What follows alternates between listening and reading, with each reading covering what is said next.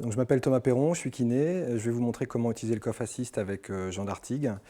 Donc l'intérêt du Cough Assist pour un kinésithérapeute, c'est de pouvoir réaliser cette phase un peu délicate de ce qu'on appelle la vidange trachéale, d'évacuer les sécrétions qu'on aura pu mobiliser vers la trachée pour les évacuer et aider les gens à tousser. Donc c'est vraiment un moment crucial de notre séance. Vous allez voir que le Cough Assist est vraiment très simple d'utilisation. Une fois qu'on a obtenu les réglages qui correspondent, en l'occurrence à Jean, on n'a plus qu'à l'allumer et la séance peut démarrer tout de suite en ce qui concerne l'aide à la toux.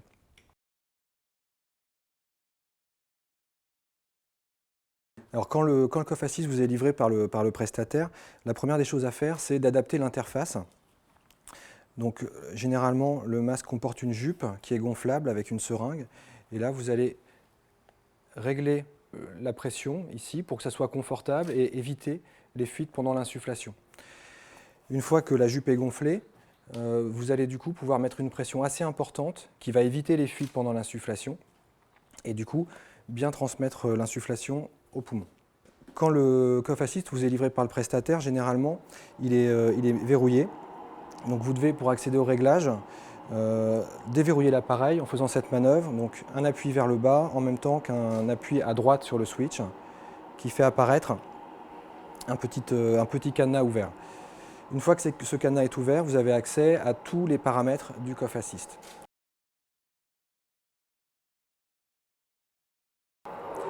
Donc là, je mets en route l'appareil, je vais insuffler en guidant Jean pendant l'insufflation et ensuite exsuffler. Et à ce moment-là, lui va produire l'effort de souffle. Allez-y. Allez, gonflez, gonflez, gonflez, gonflez, gonflez, soufflez. Voilà, et relâchez. Donc là, pour la durée de l'insufflation, en fait, je me fie vraiment à la mobilité du thorax.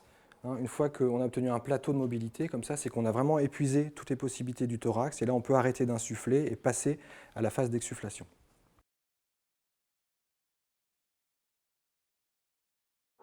Donc généralement, les sécrétions soit sont récupérées dans le masque, auquel cas on les essuie avec un mouchoir. On pense à bien réessuyer le masque avant de le repositionner sur le visage de Jean, parce que c'est particulièrement désagréable d'avoir un masque mouillé. Généralement, on évite de faire des cycles répétés plus de 4 ou 5 fois, puisque quand Jean souffle dans le masque, tout son air vicié va dans le tube ici, puis il le réinhale à la prochaine insufflation.